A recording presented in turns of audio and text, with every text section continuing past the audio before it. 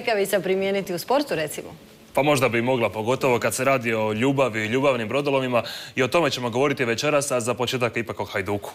Našeg Ivicu Kostelića, po svemu sudeći, na sreću ne muče ljubavni problemi. Suprotne vijesti stizale su s Hajdukovih priprema u Turskoj. Mladi vratar Radošević upravo je zbog takvih problema igrao sve lošije. Ništa čudno, Radošević nije jedini.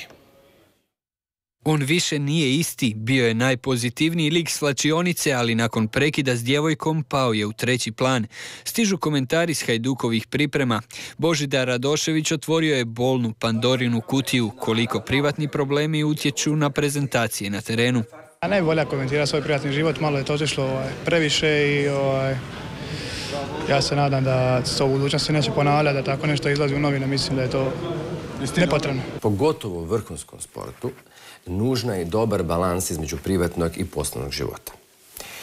Druge stvari, od svakog od pojedinaca se očekuje visoka disciplina, visoka kontrola i visoka samosvijest i vrlo jak fokus prema cilju. I sve ostalo što ne doprinosi tome zapravo je štetno. A primjera ima bezbroj, od domaćeg Ciboninog slučaja Rozića Radošević do svjetskih šokantnih atrakcija.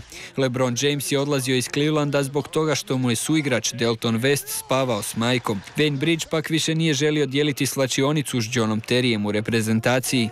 Bolje mu je da obznani vezu, da se koncentrira na nogomet, savjetovao je Pep Guardiola Gerarda Piquea da prizna ljubav s pjevačicom Shakirom. Alex Ferguson je potvrdio u rujnu 2010. da Rooney igra loše zbog privatnih problema. Zato ne osuđujte previše svoje ljubimce na terenu. Ako im ne ide, možda je baš ljubav posrijedi.